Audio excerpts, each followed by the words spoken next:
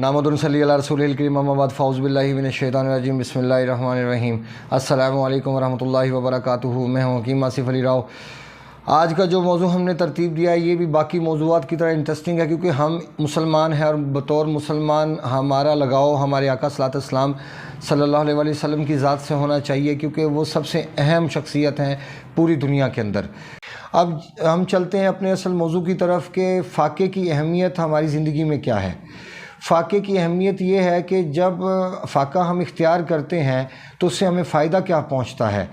ये एक बड़ा अहम मौजू है और मैं समझता हूँ कि हमारे दोस्तों के लिए बड़ा इंटरेस्टिंग होगा।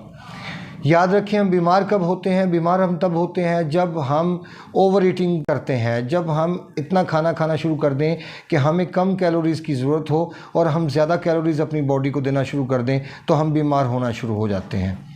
और इसके फिर एक चीज़ नहीं, इसके साथ तो बहुत सारी चीज़ें हमारे सामने आती हैं जिसकी मैं कुछ चीदा आपको मिसालें देना चाहूँगा। जैसे कैंसर हमारे सामने आता है, जैसे हेपेटाइटिस सी या बी सामने आती है, जैसे बवासीर सामने आती है ये, और जैसे ख़ारिश के मसाइल हैं। छपाकी का ज़िक्र नहीं कर रहा मैं यहाँ पे, मैं ख़ारिश का ज़िक्र कर रहा हूँ। याद रखें, छपाकी हरारत से पैदा होती है और जो ख़ारिश है ये हमेशा एसिडिटी से पैदा होती है।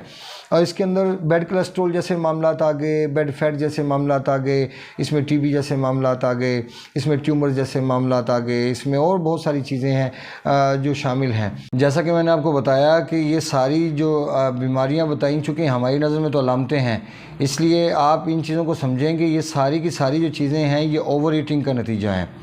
और ओवर ईटिंग कब होती है? कि जब आप फ़ाक़े से डरते हैं, जब आप फ़ाक़ा इख्तियार करने की कोशिश नहीं करते। पहले वक्तों के अंदर ख़ुराक कम थी, उसमें बरकत थी, इंसान के अंदर सब्र था, लेकिन आज के इंसान में सब्र नहीं रहा। ख़ुराक ज़्यादा है और खाने की हवस भी ज़्यादा है, क्योंकि जैसे जैसे आप ख़ुराक का ज़्यादा इस्तेमाल करते जाएंगे तो उसके नताइज आपके सामने बड़े भयानक नमूदार होंगे।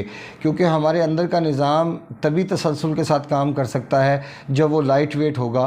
क्योंकि यहाँ पे मैं आपको आका सल्लल्लाहु अलैहि वसल्लम की एक हदीस कोट करना चाहता हूँ। सरकार ने फरमाया, तुम्हारी कमर को सीधा रखने के लिए 2 लुक़मे काफ़ी हैं, इससे ज़्यादा का जो वज़न है वो तुम्हारा जिस्म और तुम्हारा मैदा उठाएगा, उससे तुम्हारे जिस्म को नुकसान पहुँचेगा, तुम्हें फ़ायदा नहीं पहुँचेगा।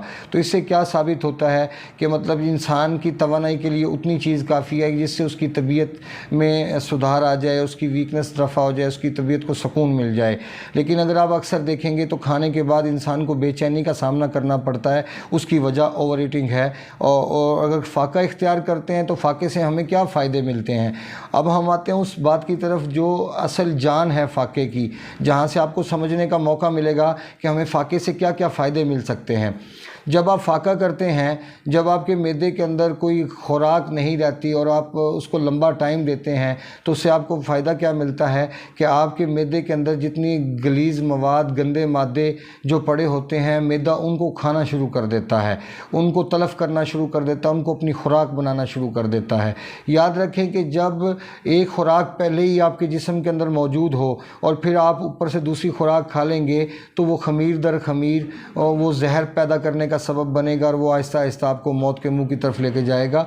और जो आपके किसी ना किसी ऑर्गन, जो मेन ऑर्गन है आपका दिल, जिगर, दिमाग, किसी को भी डैमेज करने की सलाहियत रखेगा, क्योंकि वो पॉइज़न है और पॉइज़न कभी भी इंसान के लिए फ़ायदेमंद नहीं होगा। और ख़ास तौर पे वो पॉइज़न जो इंसान की जो क़ुव्वत मदाफ़त को ख़त्म करने के हवाले से हो या उसको कम करने के हवाले से हो, तो ऐसा मुमकिन नहीं। तो जब हम फ़ाक़ा इख्तियार करेंगे, अब रमज़ान अल मुबारक की हम बात करते हैं तो रमज़ान अल मुबारक बेसिक हमें दिया ही इस मकसद के लिए था। अल्लाह पाक ने एक साल के बाद कि इंसान इस एक साल को मेरी मर्ज़ी के मुताबिक गुजारे, लेकिन अफसोस के साथ कहना पड़ता है कि इस एक माह को भी इंसान उसकी रूह के मुताबिक नहीं गुजारता, जिसके नताइज उसको उस तरह नहीं मिलते जो कि मैं समझता हूँ कि रोज़े के नताइज हैं या उसके फ़ायदे हैं, वो इंसान कभी भी हासिल नहीं कर पाता और समेट नहीं पाता। उसकी वजह कि वो उसकी रूह से भी आशना नहीं है।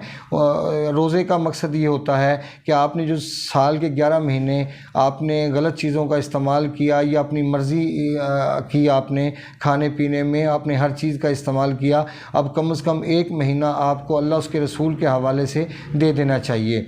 यहाँ पे मकसद सिर्फ ये होता है कि अगर आका सल्लल्लाहु अलैहि वसल्लम की ज़िंदगी को देखें तो उन्होंने खजूरें खा के रोज़ा रखा और खजूरों से ही रोज़ा खोला। یا سم ٹائم ایسا ہوا کھجور کھانے سے روزہ رکھا کھجور کھا کے اور کھولا کس چیز کے ساتھ؟ نمک اور پانی کے ساتھ۔ تو کہنے کا مقصد یہ ہے کہ ہمارا مقصد دنیا میں بھیجنے کا صرف کھانا نہیں ہے بلکہ فاقہ ہے، تاکہ ہم اپنے اللہ رب العزت کے ساتھ جڑے رہیں اور اس کے ساتھ ایک تعلق مضبوط رکھیں، کیونکہ جب ہمارا پیٹ خالی ہوگا، جب ہمارا معدہ خالی ہوگا، اسی طرح ہماری طبیعت بحال ہونے کی طرف جائے گی اور ہمیں موت کا خوف بھی رہے گا، ہم اللہ سے ڈریں گے بھی۔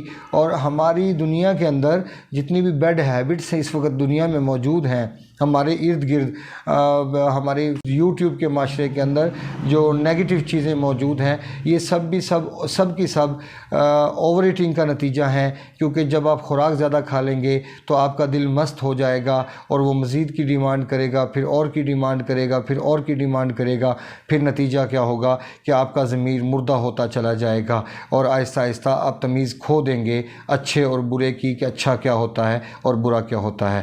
اپنے دوست احباب کا خیال رکھیں۔ یہ ہماری ایک اسپیشل ویڈیو تھی فاقے کے حوالے سے۔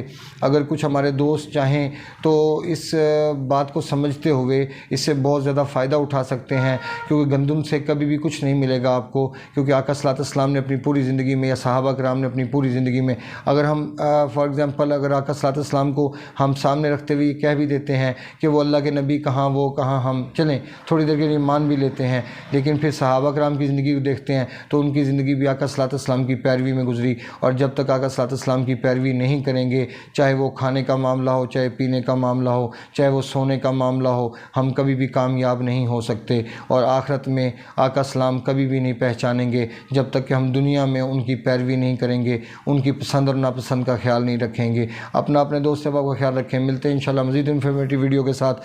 وما علینا الا البلاغ المبین۔ السلام علیکم ورحمۃ اللہ وبرکاتہ۔